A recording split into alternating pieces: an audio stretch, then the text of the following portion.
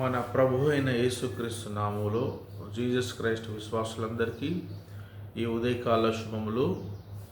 ప్రియులారా, ఈరోజు సామెతల గ్రంథము 1వ అధ్యాయము 10వ వచనాన్ని మనం ధ్యానించుకుందాం.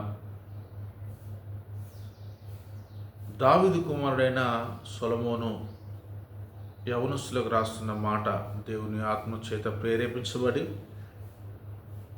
సామెతలు 1:10 వచనంలో, నా కుమారుడా, పాపులు నిన్ను ప్రేరేపించినప్పుడు నీవు ఒప్పుకోకుము.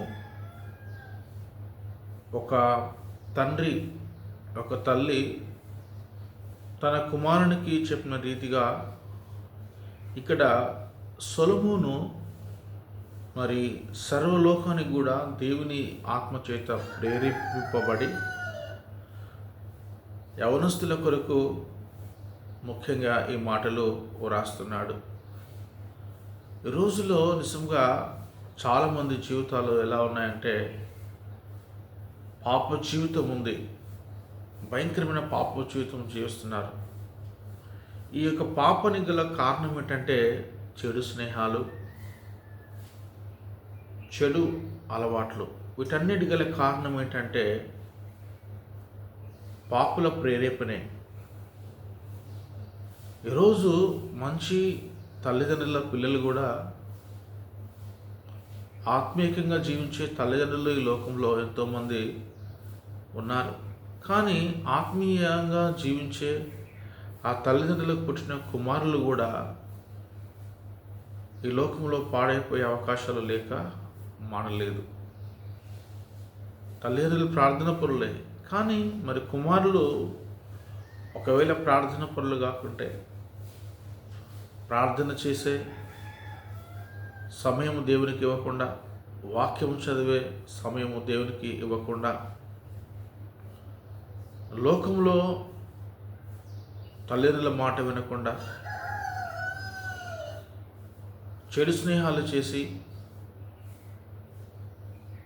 వారి యొక్క ప్రేరేపణలకు లొంగినప్పుడు మంచి తల్లిదండ్రులకు పుట్టిన కుమారులు కానీ కుమార్తెలు కానీ పాడైపోయే అవకాశం ఉంది. కనుక దేవుని బిడ్డలమైన మనము మన జీవితంలో పాపం విషయంలో మనం జాగ్రత్తగా ఉండాలండి. లోకంలో భయంకరమైన పాపం ఉంది. లోకంలో ఎక్కడ చూసినా పాపమే. పాపమంతా లోకంలో విస్తరించి ఉంది.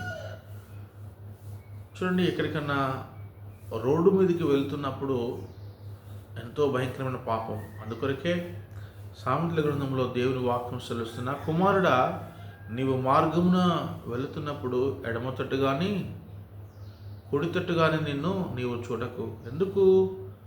సొలొమోను తన అనుభవంలో నుండి రాసిన మాటలు. ఎందుకంటే లోకంలో ఉన్నది పాపం. ఈ యొక్క లోకాన్ని పాపము వెళ్తుందండి.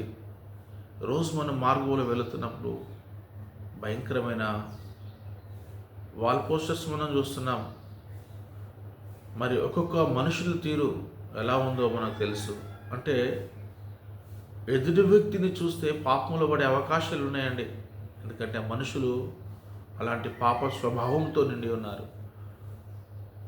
పాపాన్ని ప్రేరేపించే మనుషులుగా ఉన్నారు. దీనందరి గల కారణం ఏంటో తెలుసా?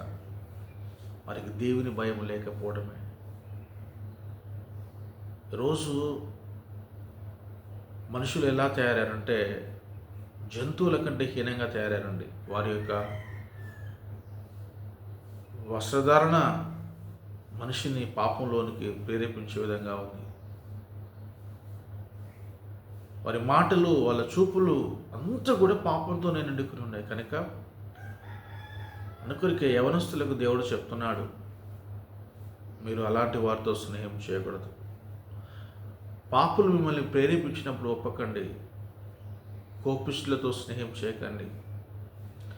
త్రాగుబోతులతో స్నేహం చేయకండి. రకరకాల చెడిపోయిన అలవాట్లతో ఈ లోకంలో చాలామంది జీవిస్తున్నారండి. మనం అలాంటి వారితో స్నేహం చేసినప్పుడు మన జీవితం పాడైపోతుంది. కోపిష్టులతో స్నేహం చేయకండి. వ్యభిచారులతో స్నేహం చేయకండి. త్రాగుబోతులతో స్నేహం చేయకండి. పాపిష్టి జీవితాన్ని జీవిస్తూ ఇష్టానుసారంగా మాట్లాడుతూ దేవునికి భయపడకుండా, తల్లిదండ్రులకు భయపడకుండా, లోకంతో సంబంధం కలిగి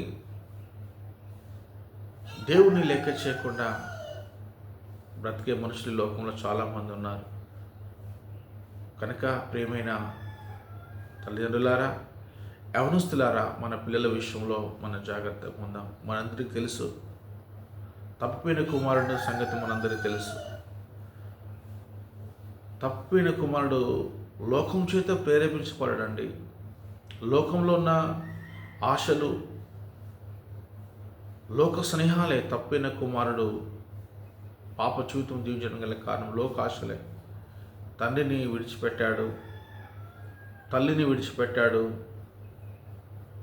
లోకపు ఆశలకు లోనై దూరదేశం వెళ్ళాడు.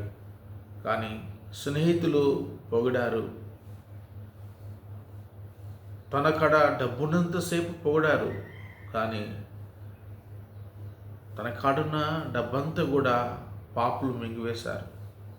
ఇప్పుడు మనుని చేతిలో, తప్పైన కుమారుని చేతిలో చిల్లి కావలేదు, తినడానికి ఆహారం లేదు, కట్టుకోవడానికి సరైన వస్త్రాలు లేవు. అప్పుడు తండ్రి గుర్తొచ్చాడు. మరలా తప్పైన కుమారుడు తన తండ్రి ఇంటికి తిరిగి వచ్చాడు. నా ప్రియమైన బిడ్డలారా, ప్రియమైన దేవుని వారలారా, రోజు పాపంలో జీవిస్తున్నావా? పాపానికి ప్రేరేపితుడివై దేవునికి దూరం అయిపోయావా? ఉదయకాలం ప్రభు నిన్ను పిలుస్తున్నాడు. లోకాశలు లాగి వేస్తున్నాయా? లోకం నిన్ను అన్నీ చేయంటది, అది చెయ్యి, ఇది చేయంటది. పాపము చాలా తీయగా ఉంటుందండి. కానీ ఆ పాపం నీలో ప్రవేశించిన తర్వాత నీ శరీరాన్ని తింటది. అందుకొరకే నా కుమారుడ, పాపులు నిన్ను ప్రేరేపించగానే ఒప్పుకోకము.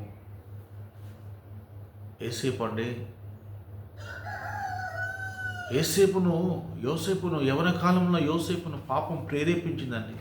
కానీ యోసేపు పాపం నుండి పారిపోయాడు. యోసేపు దేవునంటే భయం ఉందండి. తన తండ్రి అయిన యాకోబు నుండి యోసేపు ప్రార్థనా జీవితాన్ని, యథార్థత నేర్చుకున్నాడు. ఈరోజు యోసేపులాగా నువ్వు పాపం నుండి పారిపోవాలి. యవనస్తులారా, మీ స్నేహాలు జాగ్రత్త, మీ ఆలోచనలు జాగ్రత్త, మీ తలంపులు జాగ్రత్త. చెడు స్నేహాలు చేయకండి. చెడ్డవారితో కలిసి సహవాసం చేయకండి. మీరు దేవుని వాక్యంలో, ప్రార్థన జీవితంలో మీరు ఎదగాలి. దేవుడు మీకు మంచి భవిష్యత్తునిస్తాడు. పాపులు ప్రేరేపించినట్టు ఒప్పుకోకండి. చెడు స్నేహాలు చేయకండి. చెడు మార్గాలకు వెళ్ళకండి.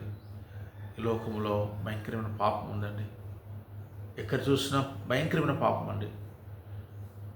అందుకొరకే సొలొమోను చెప్తున్నాడు, నా కుమారుడా, పాపులు నిన్ను ప్రేరేపించగా నీవు ఒప్పుకోము. దేవుని సన్నిధికి రండి, దేవుని మాటలు వినండి, దీవించబడండి. దేవుని వాక్యం మిమ్మల్ని బ్రతికిస్తుంది. దేవుని వాక్యం మీకు మంచి భవిష్యత్తునిస్తుంది. ఈ మాటలు మీరు వింటారని ఒక దేవుని సేవకునిగా నా మనస్ఫూర్తిగా మిమ్మల్ని దీవిస్తూ ఈ మాటలు ముగిస్తున్నాను. దేవుడు మిమ్మల్ని దీవించి ఆశీర్వదించును గాక. May God bless you.